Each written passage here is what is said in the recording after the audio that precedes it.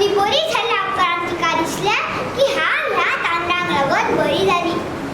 आता जायते फार राजवाजे अशेच करून दिवपाक लागलो. एक दीस अशें जातीक बरें दिसता म्हूण राजू घाडयाकडे धाडलो. राजून हा म्हळें आनी सदांच्या भाशेन खेळपाक गेलो. खंय घरा येताना ताका आजीन सांगिल्ली याद जाली. आतां कितें करचें म्हूण तांणी आपल्या इश्टाक घेवन भाताच्या शेतान गेलो. कणसां पिकिल्लीं आशिल्लीं. भात फोडून तो तांदूळ काडपाक लागलो. इश्टान ताका विचारलें, राजू तुवें भात कित्याक फोडटा? राजून आजेची सगळी गाडी आपल्या इश्टाक सांगली आनी हांव ती बरी ना तेन्ना घरांतलेच तांदूळ कुडीर घालून तिका दितालो. पूण आयज म्हाका यादूच ना म्हूण हें व्हरून तिका दिता.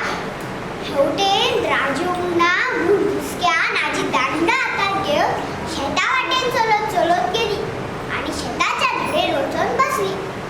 राजून आपल्या इश्टाक सांगिल्ली सगळी गजाल तिणें आयकली. तेन्ना तिका आपली चूक कळ्ळी.